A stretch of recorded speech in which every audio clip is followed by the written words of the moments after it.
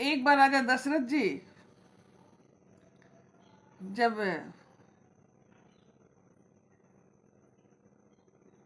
कुछ कर रहे होंगे तो उनका दर्पण में अपना चेहरा देखा तो उनके बाल पक गए थे। तो उनको बड़ा दुख हुआ कि मेरे बाल पक गए, मतलब मैं बूढ़ा होने जा रहा हूँ और मुझे पुत्र संतान कोई भी नहीं है।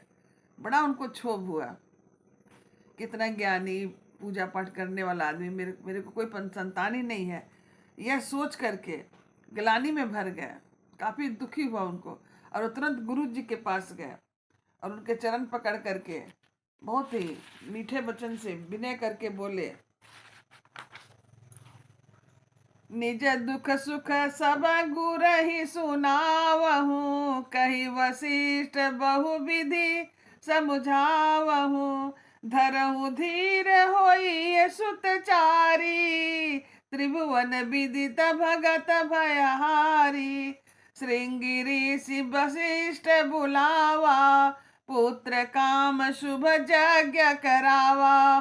भगत सहति मुनि आहुति दीने, प्रगट गनि चरु चक्र कर लीने। जो वशिष्ठ कछु हृदय विचारा, सकल काजु सिद्ध तुम्हारा।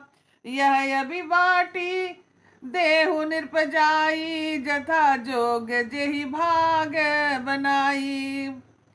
तब अदृश्य भय पावक, सकल सबहि समुझाय।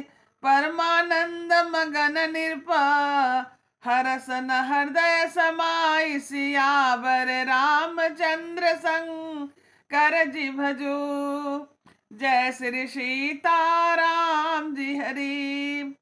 जब राजा दशरथ यह ग्लानि में क्षोभ में भरे कि मेरा कोई पुत्र ही नहीं है, तो अपने गुरु वशिष्ठ जी के यहाँ गए और बहुत ही अनुनय विनय के साथ उनका पैर पकड़ के बोले कि हे प्रभु, हे गुरुदेव, हमारा कोई वंशज नहीं है, मैं क्या करूं।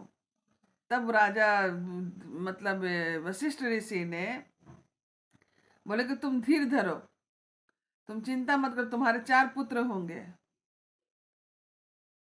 उनको समझाया और ऋषि श्रृंगी को बुला करके पुत्र कामना का यज्ञ करवाए और उनसे जो अग्निदेव प्रकट होकर के हविष जो दिए थे आपको खीर, वो उनके हाथ में दिए, दशरथ राजा के हाथ में, और बोले कि आप इसको यथायोग्य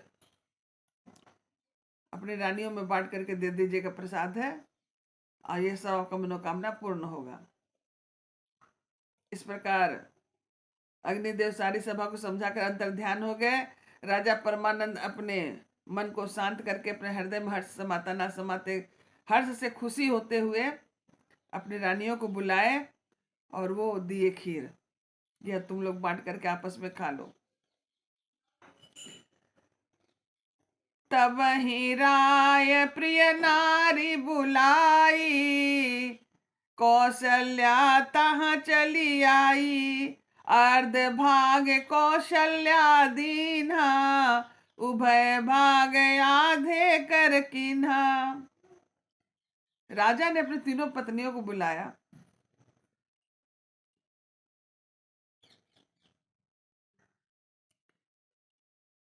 और उस समय कौशल्या और केकई आ गई। सबके हाथ में प्रसन्न होकर के आधा आधा खीर दे दिए, ये तुम खा लेना, ये तुम खा लेना।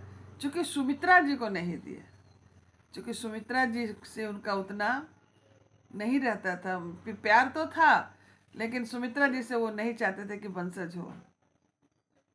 तब कौशल्या ने कहा और केकई ने, दोनों ने आपस में विचार करा कि राजा ये गलत कर रहे हैं, चलो आधा हम अपने में से दे देते हैं, सुमित्रा बहन तुम भी ये लो। और इधर कौशल्या केकई ने भी आधा दिया, तो आधा अंश सुमित्रा का मतलब कौशल्या का और आधा अंश केकई का। ये जो दोनों आए तो ये हुए लक्ष्मण और भरत, ये शत्रुघ्न, और एक हुए राम और एक हुए भरत। इस प्रकार तीनों माताएं गर्भवती हुई और गर्भवती होने के बाद अब उनके जब गर्भवती का सुना गया तो चारों तरफ मंगलमय गीत उत गाने लगे, खुशी होने लगी, राजा भी बहुत खुश थे। और अब उनके जन्म के समय का इंतजार होने लगा कि कब प्रभु आएंगे और कब यह मंगल गीत गाया जाएगा। इस प्रकार रामावतार का समय नज़दीक आ रहा है। अब हम राम जन्म का कथा सुनेंगे।